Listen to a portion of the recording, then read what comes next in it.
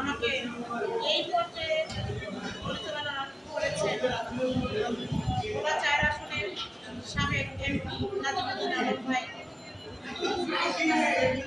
ঢাকা আমানুল্লাহ আলম ভাই এবং এসএম সাকিবের তত্ত্বাবধানে আমি উপজেলা হাই কেয়ার হসপিটালে ভর্তি ছিলাম। সেখান থেকে আমি পিজিতে ভর্তি ছিলাম দ্বিতীয় ২ মাস, যেটা আমি কিছুতে পাঞ্জাব হয়ে গেছে। তারপরেও আমি আন্দোলন সংগ্রামে একটি দল থেকে হতে যাইনি, পিছুপায় হইনি। সকল আন্দোলন সংগ্রামে আমি আগিয়েছিলাম। ২০১৩ সালে আমাদের প্রাণের মা দেশ নেত্রী এবং খালেদা জিয়াকে যখন বারুদ্রায় ভর্তি গৃহবন্দী করে রেখেছিল, সমাবেশে আসতে দেয়নি, সেদিনও আমি আওয়ামী লীগের দুঃশাসনের কাছে সন্ত্রাসীদের হাতে আহত হয়েছি। আমাকে টেনে হিসছে বাড়ির সামনে থেকে রাজপথে নিয়ে এসেছে।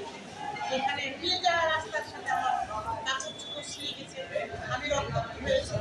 রক্তাক্ত অবস্থা আমাকে পুলিশের খাবার ভ্যানে করে ওকে নিয়ে গেছে। তার সেই থেকেই আমি আরও প্রতিজ্ঞা করেছি যে মায়ের পেট থেকে জন্মেছি, মরলে মাটির পেটেই যাবে। তবে আন্দোলন সংগ্রামের থেকে নিজেকে